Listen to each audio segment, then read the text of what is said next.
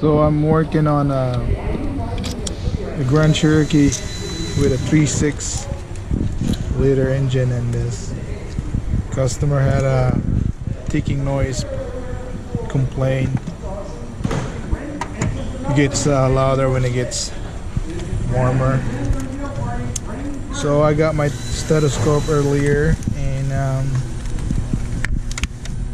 I hear the noise louder on the right side valve cover area. So the plan is to remove the valve cover and inspect what's going on inside.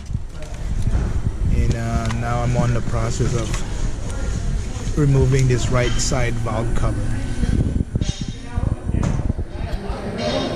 Now that I got the valve cover off, it's time to look for the bad components.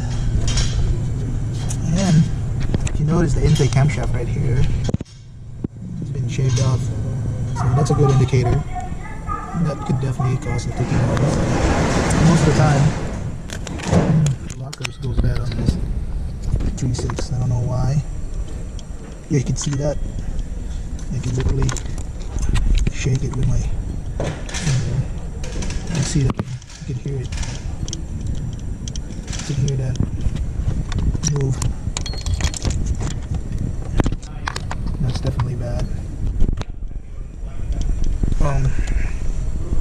So it looks like it needs at least the intake camshaft. And on this one, I would recommend replacing all the rockers, because if one rockers go bad, you know, there's a big possibility that the rest of them are going to go bad in the next few months. I don't know when, but it'd be smarter to replace them all at once. It'll save you time and money. So the exhaust seems okay. I might be able to save this camshaft. I mean, it has a little mark on it, but I don't really see like a groove. I don't feel the groove. So we'll see if what the customer wants. Alright, there you go. I found the problem.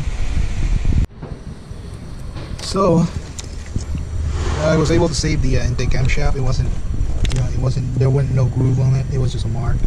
So you know, save about $300 plus money for the customer.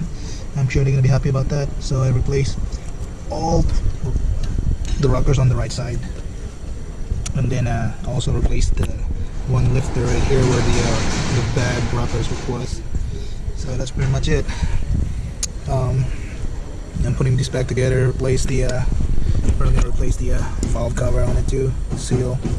Seems like it's starting to leak out back here, which is common on the 3.6. So yep, another satisfied customer.